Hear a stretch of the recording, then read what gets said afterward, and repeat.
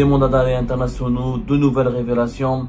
L'affaire MLDZ vient de prendre un tournant majeur. Des mandats d'arrêt internationaux vont être lancés contre 2 diplomates algériens qui étaient en réalité des agents des services secrets algériens. L'information était d'abord révélée par MLDZ, l'intéressé lui-même. Une autre source l'a confirmé plus tard. Il s'agit du journaliste franco-algérien Mohamed Sifawi, en parlant effectivement de 2 mandats d'arrêt internationaux qui seront lancés à partir de la semaine prochaine. Selloum Salah ad-Din, le premier secrétaire de l'ambassade d'Algérie à Paris, et le deuxième, Mohamed Bouaziz, qui était le consul adjoint au consulat d'Algérie de Créteil. Mohamed Bouaziz a le grade de colonel, il est membre des services secrets algériens. Le premier est aussi un officier, mais il n'a pas de grade de colonel ou de commandant. MLDZ, Mohamed Sifawi et d'autres sources médiatiques ont confirmé cette information. C'est qu'un rebondissement majeur. C'est la première fois que des mandats d'arrêt internationaux seront lancés à partir de la semaine prochaine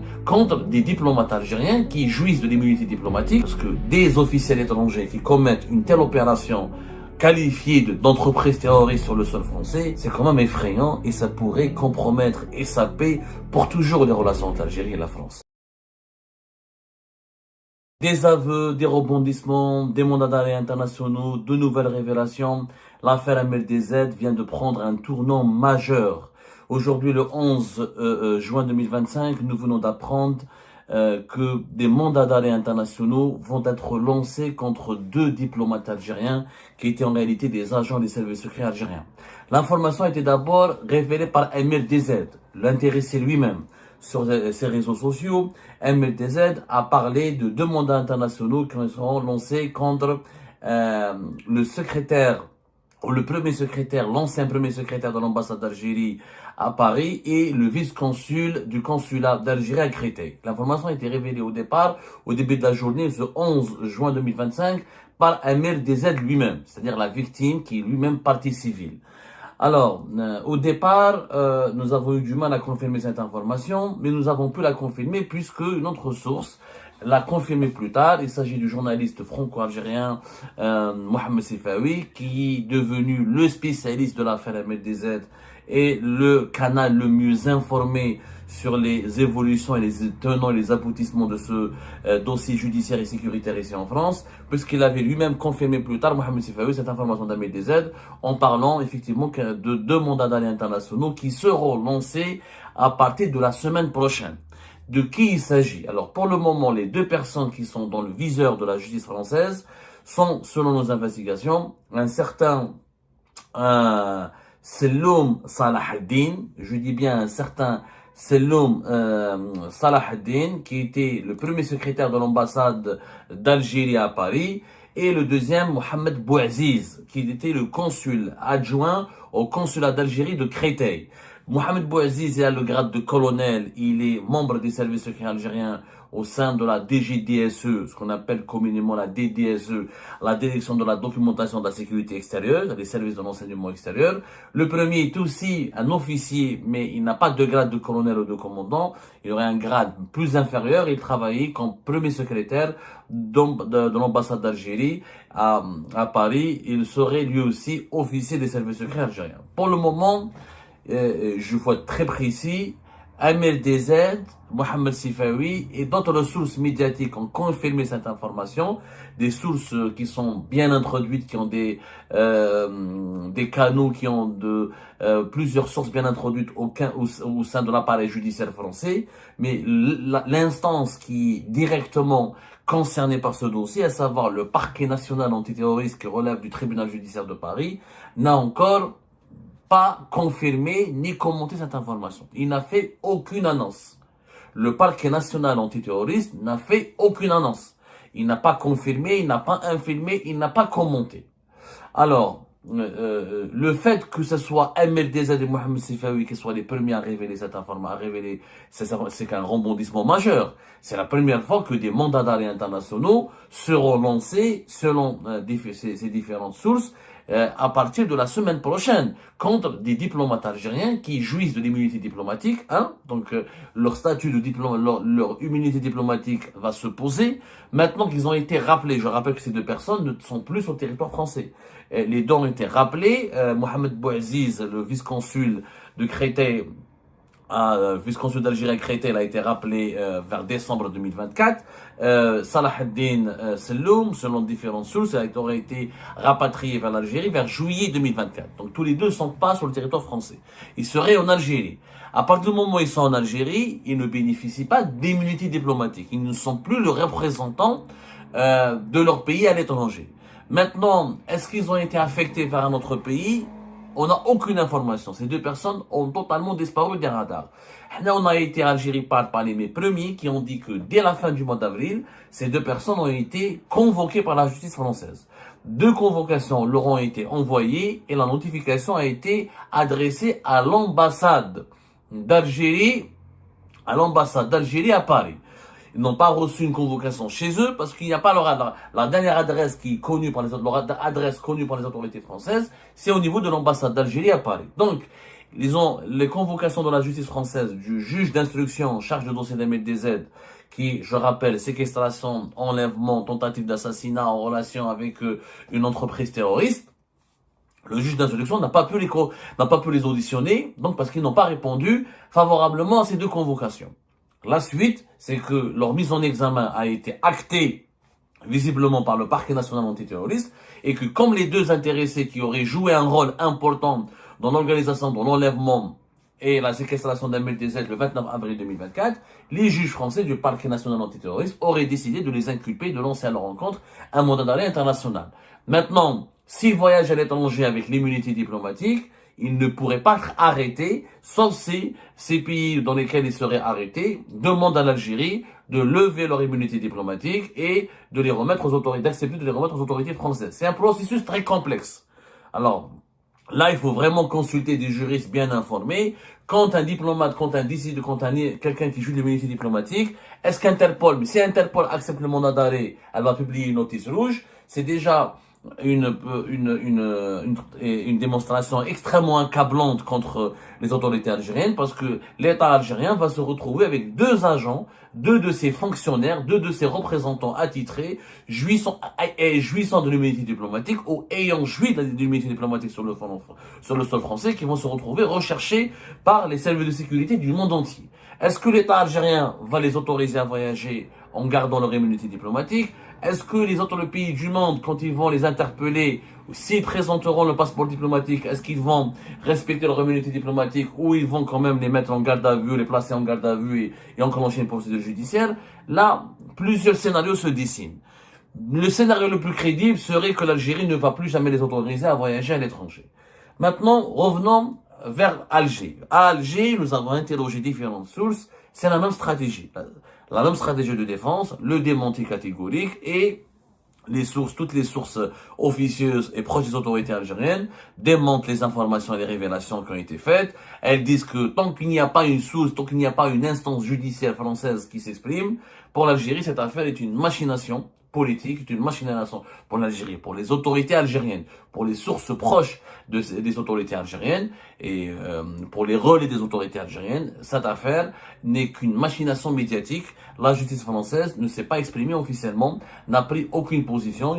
Une certaine source nous a même affirmé que les informations révélées par la MDZ ne sont pas sérieuses ni crédibles, puisqu'un juge d'instruction, quand il veut lancer un mandat d'arrêt international, il ne va pas informer la partie civile ou la victime.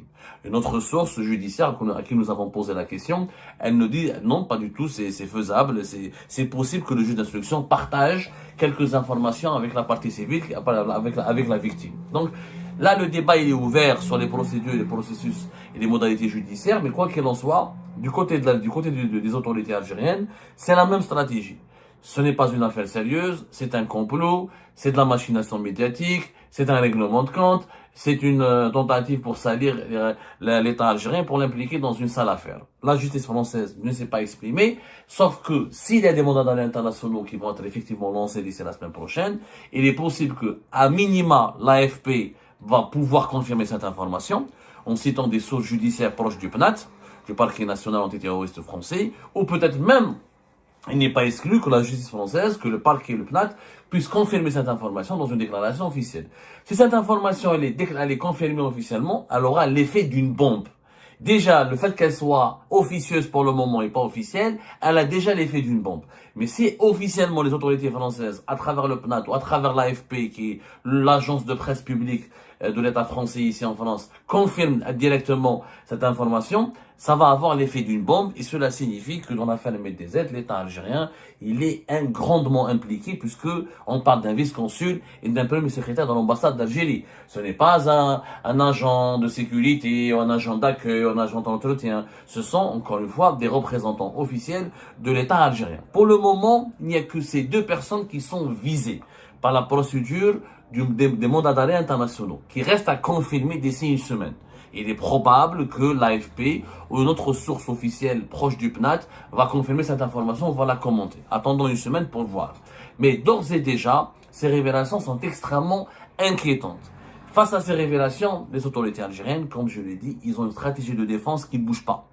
Le démenti, tout balayer d'un revers de main, considérer que tout est un complot, qu'il n'y a pas de preuves, que c'est que des informations fausses, que les autorités algériennes n'ont pas été destinataires d'aucune notification qui affirmerait ou qui inculperait des agents officiels. Je rappelle quand même que depuis le 11 avril 2024, l'adjudant Smaïl R, qui est membre des services secrets algériens de la DDSE lui aussi, qui travaille au service de visa du consulat d'Algérie à Créteil, est emprisonné quand même. Donc on peut pas, et s'il est emprisonné, c'est que la justice française considère que sa culpabilité comme, ou les soupçons de sa culpabilité comme quasi certains. Donc on ne peut pas dire que toute cette affaire repose sur des machinations. Mais il est vrai que pour le moment, les autorités judiciaires françaises n'ont adopté aucune position. Elles ne se sont pas exprimées, elles n'ont pas confirmé ou infirmé les révélations qui sont faites de part et d'autre, notamment par MLDZ lui-même et par Mohamed Sifawi, le journaliste spécial, le canal spécialisé de cette affaire extrêmement complexe. D'autres révélations nous sont parvenues aujourd'hui, qui compliquent des révélations qui compliquent encore davantage les relations entre l'Algérie et la France et qui risquent d'envenimer encore davantage les relations entre l'Algérie et la France, puisque selon différentes sources, Mohamed Sifawi en a parlé dans un article sur Rupture Mag. Nous avons essayé de confirmer, de vérifier cette information. On a contacté des sources proches du dossier MLDZ qui nous ont confirmé effectivement que visiblement un certain Michel C, qui serait là, rappelez-vous, l'affaire MLDZ, elle a eu deux épisodes, deux volets. Le premier, ou deux séquences. La première séquence, le 11 avril, entre le 9 et le 11 avril 2024, arrestation de l'adjudant-chef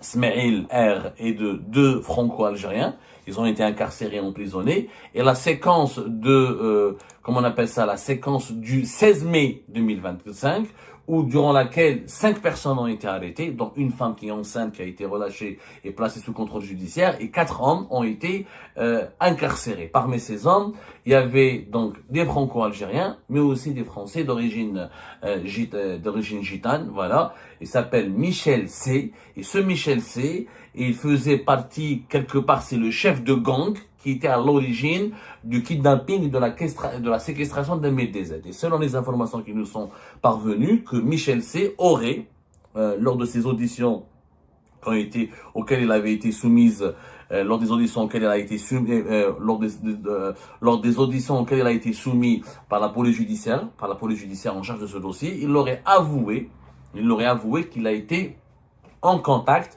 permanent avec l'adjudant-chef Smaïl R, qui travaille au sein du consulat d'Algérie à Créteil, et qu'il l'aurait rencontré au sein du consulat d'Algérie à Créteil, et que c'est l'adjudant-chef Smaïl R qui lui a demandé d'organiser le kidnapping et la séquestration de MLDZ.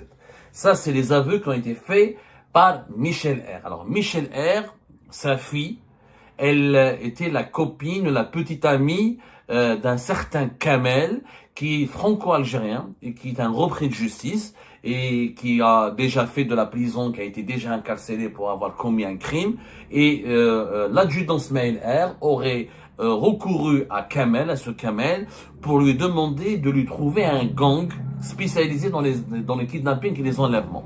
Et Michel R a été contacté par le petit ami de sa fille, qui lui a demandé que voilà, vous serez bien rémunéré pour si vous acceptez de prendre en charge cette opération. Selon les sources à qui nous avons auprès desquelles sont les sources auprès desquelles nous avons tenté de vérifier toutes ces informations extrêmement inquiétantes et troublantes, des sources très proches du dossier MLTZ, Michel R aurait non seulement avoué, il aurait été forcé, il aurait été vraiment contraint d'avouer, parce que les enquêteurs français ont des éléments matériels probants et des éléments matériels très solides qui démontrent, qui prouvent qu'il était en contact permanent avec l'adjudant Smaïl R. Il a été son téléphone a borné au sein même du consulat d'Algérie à Créteil. C'est-à-dire qu'il s'est rendu à un rendez-vous au sein même du consulat d'Algérie à Créteil. Il était plusieurs fois dans les parages de domicile d'MLDZ avant son enlèvement. Et face à ces preuves matérielles, Michel R a fini par faire des aveux en disant que lui, il était uniquement chargé de kidnapper MLDZ, qui n'avait pas l'objectif ni de le violenter, ni de le tuer, ni de s'en prendre à son intégrité physique. On lui a demandé juste de monter un scénario pour le kidnapper, le séquestrer, ensuite de le remettre à une autre équipe. Et qu'il a été payé pour cela. Et que c'est effectivement ce Kamel, franco-algérien, un certain Kamel, qui a fait de la prison auparavant, et qui est le petit ami de sa fille, qui lui aurait présenté l'adjudant chef Smaïl R, responsable des services de visa du consulat d'Algérie à Créteil et membre des services secrets algériens. Ce sont ces aveux qui ont été qualifiés d'accablants et qui, pour les sources les plus proches du dossier MLDZ, confirmeraient encore une fois l'implication du régime algérien ou de l'État algérien en tant que pouvoir politique derrière qui aurait commandité l'opération, le kidnapping et la séquestration d'MLDZ. Face à ces révélations, les sources algériennes, toujours les mêmes réactions, démenties catégoriques en considérant que ces informations sortent de l'imaginaire de leurs auteurs et qu'elles n'ont pas été ni communiquées, ni confirmées, ni inscrites dans un quelconque dossier judiciaire. Ça reste à confirmer encore une fois, puisque là, on attend toujours les évolutions de l'enquête judiciaire et ce qu'elle pourra nous dire sur ce point-là. En tout cas, si ces aveux sont vrais, et beaucoup de sources nous assurent et nous attestent qu'elles soient vraiment vraies. D'ailleurs, des perquisitions ont été menées, de l'argent liquide aurait été retrouvé dans les domiciles de l'un des 4 personnes, des hommes qui ont été, 4 hommes qui ont été emprisonnés, incarcérés le 16 mai 2024. Des armes ont été aussi retrouvées. Donc, ces aveux de Michel R confirmeraient, et j'utilise le conditionnel en l'absence, encore une fois, je suis très prudent pour rester objectif en l'absence d'une confirmation et d'un commentaire officiel de l'autorité judiciaire française. Les aveux de Michel R confirmeraient que le commanditaire de l'opération MLDZ serait un agent officiel de l'État algérien. Maintenant, face à ces révélations, on ne peut qu'avoir froid. C'est des révélations qui font froid au dos. En toute sincérité, on ne peut que s'inquiéter légitimement et on ne peut que se poser la question suivante. Jusqu'à quand l'affaire MLDZ va durer encore et quels seront les mystères et les secrets dont elle va nous dévoiler dans les prochains jours. Et jusqu'à quand la stratégie de défense des autorités algériennes ne va pas bouger d'un iota, à savoir rester dans le démenti, dans le déni total, en accusant toujours, en évoquant toujours des machinations médiatiques et des machinations et des complots médiatiques ourdis contre l'Algérie de la part de certains lobbies français hostiles totalement aux intérêts algériens en France. Cette stratégie de défense, elle pose question. À un moment donné, je pense que la transparence sera de mise, que des explications devront être fournies, que que les avocats de l'adjudant-chef Smaïl R devraient peut-être s'exprimer sans violer le secret d'instruction. Ça serait bien qu'on nous dise pourquoi Smaïl R a été emprisonné, et pourquoi l'Algérie ne parle plus de cette affaire, Pourquoi Selloum Salah ad-Din ne s'est pas rendu à cette convocation judiciaire en France, puisqu'on estime qu'il est innocent, qu'il n'a rien à se reprocher. Pourquoi Mohamed Bouaziz a été rapatrié en urgence au mois de décembre 2024, s'il n'a rien à se reprocher. Pourquoi les deux officiels algériens jouissant de leur immunité diplomatique, est-ce qu'il n'y avait pas un mécanisme judiciaire qui aurait pu leur permettre de répondre à la convocation des juges français sans craindre une incarcération, puisqu'ils seraient titulaires de l'immunité diplomatique? Ça, toutes ces zones d'ombre restent à éclaircir encore. C'est une affaire extrêmement complexe. Ce n'est pas du droit commun. Quand l'immunité diplomatique, les représentants d'un État, les dimensions, les statuts officiels d'un État est évoqué et cité, cela signifie quand même que nous sommes face à une affaire géopolitique, à une affaire, un scandale d'État, carrément. Donc ce n'est pas une simple affaire judiciaire. Et je ne sais pas si la justice française va rester silencieuse longtemps, parce qu'à un moment donné, la justice française sera obligée de communiquer et d'expliquer à l'opinion publique réellement l'ampleur de la gravité des faits. Parce que des officiels étrangers qui commettent une telle opération qualifiée d'entreprise terroriste sur le sol français, c'est quand même effrayant et ça pourrait compromettre et saper pour toujours les relations entre l'Algérie et la France.